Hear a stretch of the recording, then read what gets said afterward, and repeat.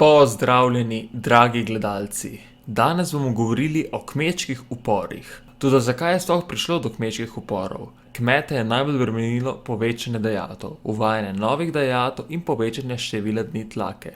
Fevdalci pa so tudi kmete zelo izkoriščali in niso poskrbeli, da bi kmetje obdelovali svojo lastno zemljo.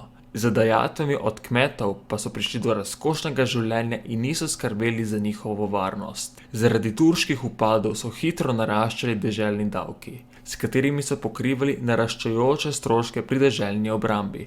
Tako so mesta kot fevdalci so skušali prevzeti trgovino s kmečkimi pridelki in omejiti drugo podeželsko trgovino.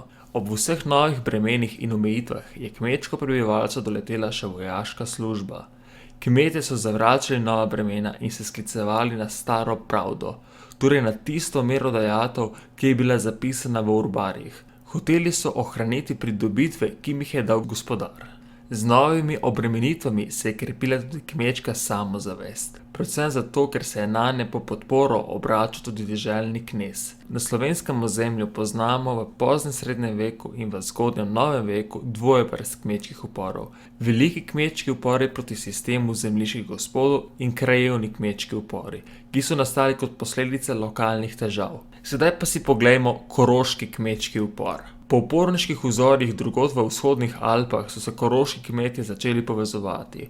Vzrok za to je bilo nezaščiteno podeželje ob turških vpadih. Povezani v kmečko zvezo so stanove opozarjali, da bodo prenehali plačevati dajatve, če jih ti ne bodo obvarovali pred turškimi napadi. Do odkritega upora je prišlo zaradi sprememb v denarnih dajatvah v nekaterih koroških gospostvih. Kmeti so prenehali plačevati dajatve. Denar so pobirali za delovanje kmečke zveze, postavljali so svoje sodnike in župnike ter zahtevali pravico do odločanja o deželnih davkih. Cesar je ukazal upor zatreti, a so plemiško vojsko prehiteli Turki, ki so upornike razgnali in 3 dni plenili po Koroškem, ter kmete skoraj vse pobili. Po turškem odhodu so gospodje na Koroškem polovili in kaznovali vodje upora s strogimi telesnimi kaznimi, nekatere pa so celo ubili. Temu je na koncu sledil vseslovenski kmečki upor. Kmečki upor se je zgodil leta 1515 in zajel 3 poglavitne dežele, v katerih so živeli Slovenci, to je bila dežela Kranjska, Štajerska in Koroška. V tem uporu podeželniki niso več želeli zgolj vrnitve stare pravde, temveč sprostitev kmečke obrti in trgovine. Uporniško gibanje se je razvilo na več med seboj ločenih območjih. Vse je družil slab položaj kmetov. Zaradi naraščajočih dajatev, širjenja epidemičnih bolezni in zaradi posledic hudega potresa, ki je deželi prizadel leta 1511. Vzroki za kmečko upiranje so se od območja do območja razlikovali. Od besa nad Novim jezom na Ljubljanici, ki je nenehno povzročal poplave na stotinah kmetijah, nezadovoljstvo nad nekaterimi nasilnimi zemljiškimi gospodi, do sporov zaradi omejevanja podeželske obrti. Posamezna uporniška središča so se začela povezovati v prvih mesecih leta 1515. Kmetje, povezani v kmečko zvezo, so zavrnili pogovore s posebnimi odposlanci, ki so prišli v deželo na prošnjo deželnih stanov. Namesto tega se je k cesarju napotilo njihovo lastno poslanstvo. Kmetje so napadli in osvojili več gradov in upor se je hitro razširil po vsem slovenskem etničnem ozemlju, za izjemo Prekmurja in Goriškega. Kmetje so najprej doživljali velike uspehe.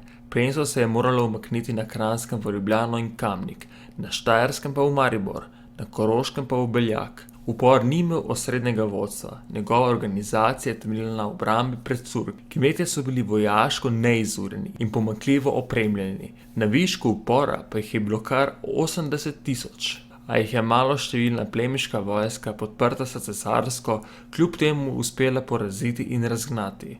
Upor je bil zatrd, njegove voditelje pa so kaznovali ali obesili. Upornim kmetom so na Kranjsko naložili enkratno denarno dajatev, za povrnitev škode pa je bil naložen še poseben letni davek. Za obnovo v uporu uničenih gradov se je povečala tlaka. Prav v tem uporu pa se je pojavila tudi prva slovenska tiskana beseda, ki se glasi Le v kupu uboga gmajna. To so bile prve slovenske tiskane besede.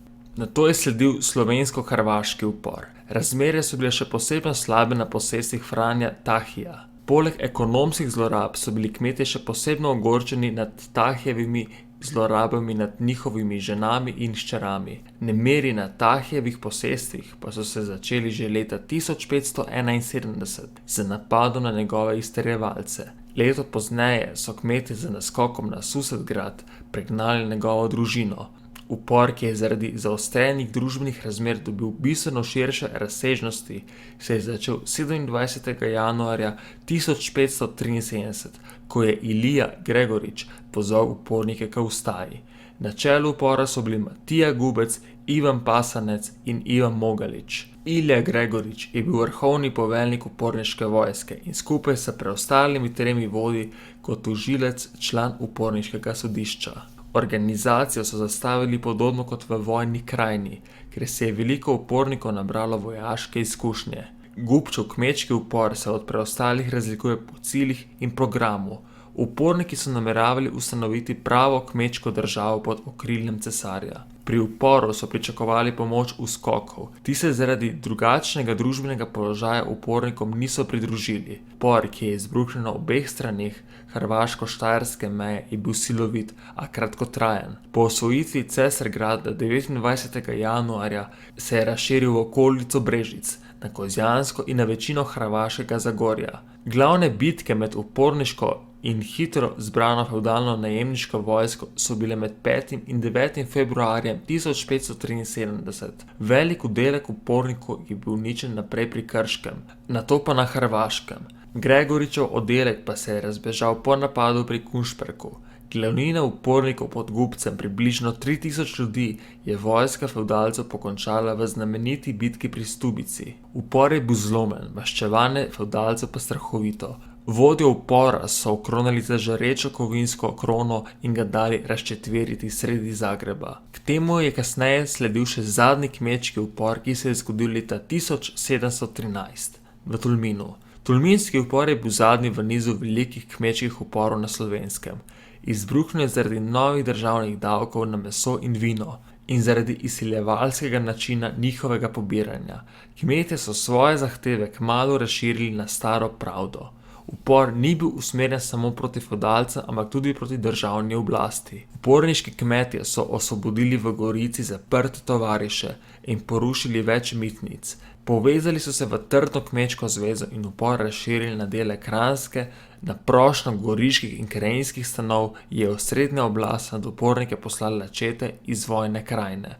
Upor je bil zatrt, vodje pa so bili obsojeni na smrt ali na dolge zaporne kazni.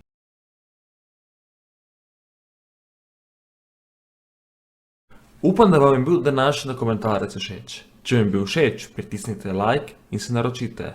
Hvala in lep dan.